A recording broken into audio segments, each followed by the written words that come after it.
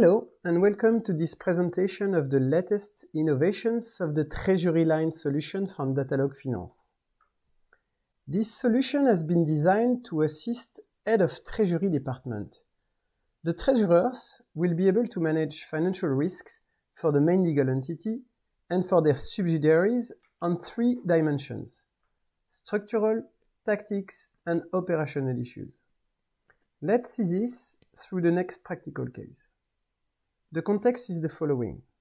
The treasurer of a holding company with a significant number of subsidiaries spread all over the world has to face significant challenges, in particular, multiple credit and solvency profiles depending on various kinds of activities and geographical locations, specific local treasury management organization and processes, remote local operators working 24 hours a day, 6 days a week. How can he meet these challenges? Treasury Line is the answer by providing suitable solution and offering. First, sophisticated and adaptive credit line. Secondly, real-time limit management tools. Thirdly, realistic reporting of cash balances by the management of the cut-off time for payments. The first solution I would like to present is our credit line instrument that allows accurate internal funding based on multiple financial risk profiles. In the current displayed screen, the user will define the financing tranche of his credit line. As a reminder, a credit line tranche is a preset borrowing limit that can be used at any time. The borrower, meaning the subsidiary in our example, can take money out by achieving a drawdown until the limit is reached.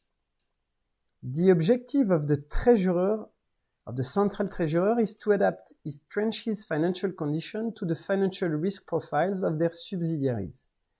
In other words, each subsidiary will be charged for the relevant level of interest rates, and the calculation of these rates will be fully automated. The current screen recaps the financial condition applied to the tranche, including a reminder of the credit line involved and the amount allocated in major currency for the tranche. Here we can see 15 million euros available until January the 18th, 2025. The screen also displays the remaining available amount of capital in the whole credit line. What will be of particular interest to illustrate our concrete case is the bottom part of the screen. It is dedicated to the definition of future drawdowns. The user will define and secure the framework of the future drawing cost applied to the subsidiary. In this example, several drawing conditions have been entered depending on currencies involved, but also rate indices like LIBOR, BBSW, CIDOR, and the margins applied to this specific can be adapted for each index and for each currency, and they will be automatically compiled to the subsidiary during its drawdown. Of course, this condition can be ultimately modified if necessary at the level of the tranche by carrying out an event on the tranche. Let's see another important tab of this tranche template that will illustrate the automatic calculation and management of these fees. After clicking on the Fees tab, we can see that the data are automatically recalculated in real time according to the fee condition that must be applied. This will provide a truthful real-time picture of fees applied by tranche and according to the number of performed drawdowns by the subsidiary. The calculation and centralization of the utilization and non-utilization fees of each financing tranche is a significant, tedious, and recurring task. With this credit line functionality, and especially these 2 screens, Treasury Line relieves all the treasurers from this daily task. How is it managed within Treasury Line? We are going to see that right now through the menu dedicated to fee conditions configuration. The following screen is organized as follows. First, on the upper part of the screen, user can define criteria block. This enables to drive the activation of fees for a specific functional perimeter. For example, a geographical area, a debt profile, and ultimately a specific subsidiary. The middle part of the screen is devoted to output definition, which means how will the fee be calculated according to its financial definition. We can decide a calculation method which is currently indexed on the average of total capital, but this can also be, for example, remaining amount of capital. On the lower part of the screen, the operator will be able to insert all the fee conditions organized per period, per trigger threshold, with of course the amounts and percentage of fees that will be applied if relevant. Therefore, with this example, we have shown that the treasury line solution can resolve our first structural challenge by automatically adapting and calculating our financing channels to the financial risk and profiles of our subsidiaries. Let's see now the second tactical challenge of the central treasurer through the presentation of a limit management tool designed to control the financing limits of our subsidiaries in real time. Let's resume from the tranche previously defined during issue 1. We now imagine that a subsidiary will proceed a drawdown from this tranche. The current screen illustrates this drawdown by displaying the credit line and the tranche previously filled out. The operator will be able to see the remaining amount of the tranche and can indicate the amount he wishes to draw. We will imagine here that the operator wishes to borrow 10 million euros. Once the amount has been filled in, the conditions contained in the tranche apply and are filled automatically. Here, the 3 months Euribor with a margin of 270 is applied to the drawdown, and the operator will now be able to confront his request for funding with his available limit of capital commitment by clicking on this button called Check Limit. The calculation is done automatically in real time, and we see that the requested amount is in excess. Status limit indicates excess because the limit applied to this subsidiary is above 5 million. The operator will therefore not be able to save this borrowing. He must modify his application for funding or possibly apply to the central treasury to change the limit. Let's imagine here that he will lower its demand for funding to 3 million to check how the system will react. The check limit is applied again.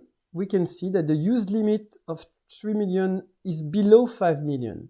The system now indicates that the demand is valid. The operator is consequently able to save this request for borrowing.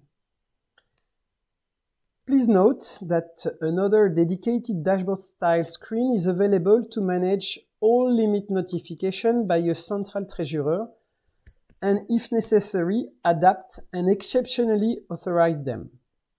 This should be, of course, reserved to a higher authority in terms of rights. We then have just seen the second tactical challenge handled by Treasury Line thanks to the limit management tool. Let's continue this illustration with the last challenge, which is operational type, through the presentation of an internal and banking cutoff management procedure. This cutoff tool enables the computation of realistic balance reporting and is adapted to the international operational organization. Once the transaction has been validated and the drawdown has been performed, the related payments are generated and validation through a workflow.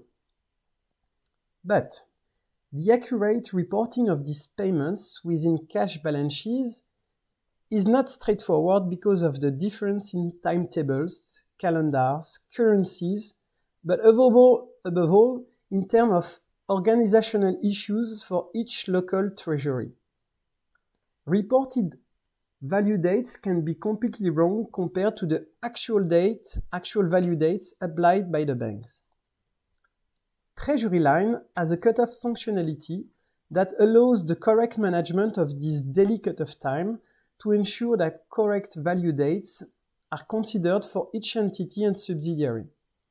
it can also give responsibility to local operators to coordinate their own procedures and respect the time limits. The current screen I am currently presenting lists the exhaustive details of payment requests from the subsidiaries with details of the operation and their associated cutoff. Let's see in a second screen how to set up these cutoff action parameters. In addition to the fields dedicated to the filtering of transactions, several parameters and fields allow you to set up the correct calendar, time of day, and condition linked to the operation, and ultimately the action to be taken according to the related cutoff.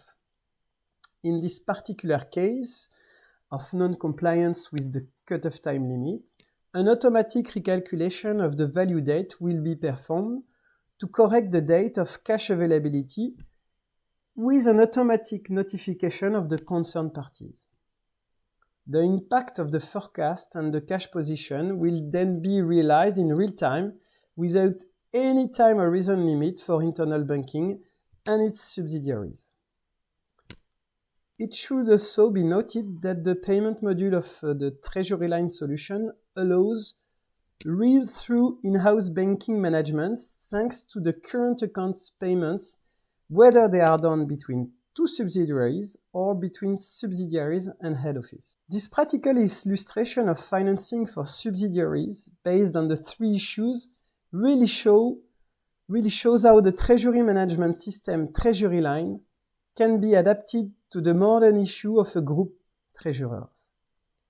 Its architecture based on an integrated platform covers all the needs associated with the management of financial operation, cash management, and of course to payments and cash pooling. Finally, let me remind you that Treasury Line is available with a cloud deployment or more traditionally on premises. Thank you for your attention.